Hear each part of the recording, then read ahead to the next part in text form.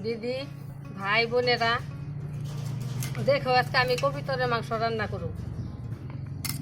আমরা গ্রামের পদ্ধতিতে কবিতরের মাংস রান্না করব। দেখো আমি কিভাবে রান্না করব।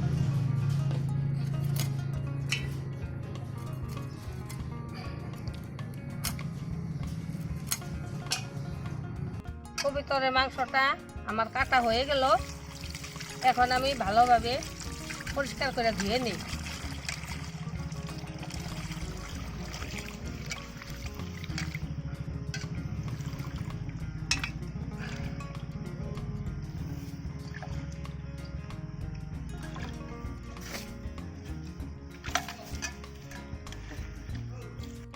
তেল দিয়ে দিলাম।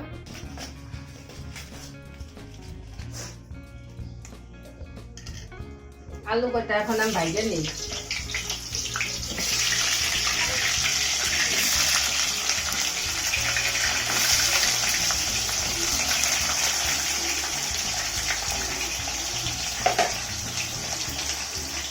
একটু লবণ দিয়ে দিলাম আধা চামচ।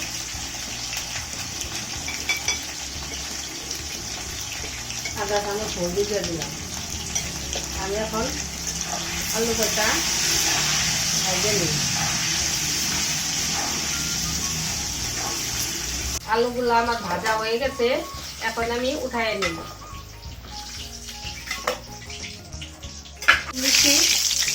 রসুন কয়টা আমি আস্তে আস্তে দিয়ে দিব মাংসে।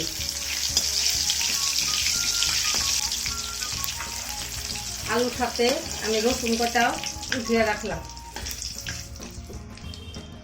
পেঁয়াজ, আদা, রসুন আর কাঁচামরিচ একসাথে করে বাইটে নিছি। তখন আমি বাটাগুলা একসাথে দিয়ে দিই।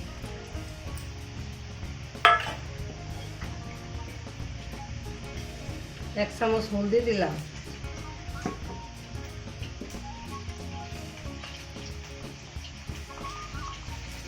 এক চামচ মরিচের গুঁড়া।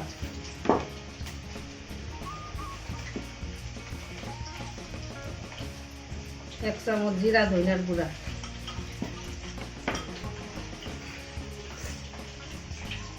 আর আমি অল্প তেল দিয়ে দিলাম। পরিমাণ মতো আপনারা তেল দিয়ে নিয়ে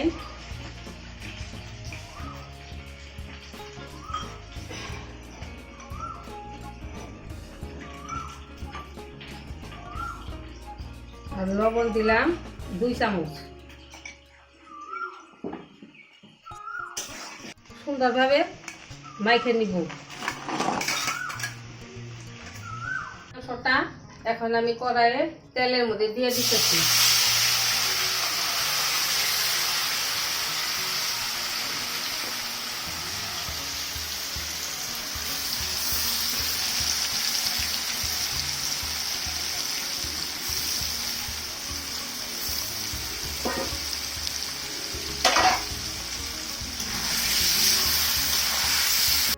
এইভাবে অল্পটা আমি লাড়াচাড়া কইরা পরে আমি মাংসটা ঢাইতে দিব।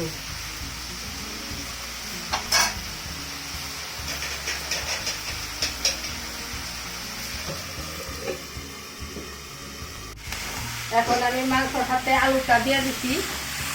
একসাথে মাংসটা আলুটা ভাজি হয়ে যাবে, একসাথে মশলার সাথে ভাজিতে হয়ে যাবে। মাংসটা আমার সাতলানি হয়ে গেল। এখন জলটা দিয়ে দিলাম।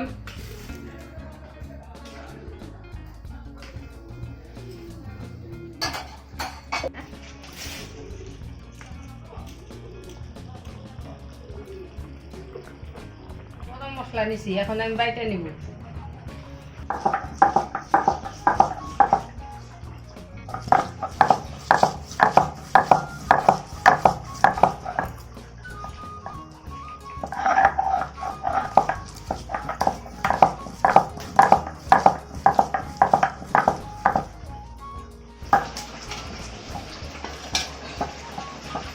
আমার গরম মশলাটা বাটা হয়ে গেল।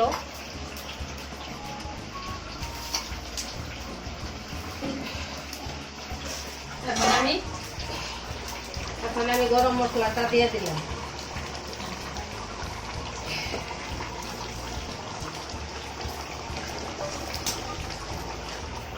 মাংসটা হয়ে গেছে, তখন আমি ঢাইলা নিলাম।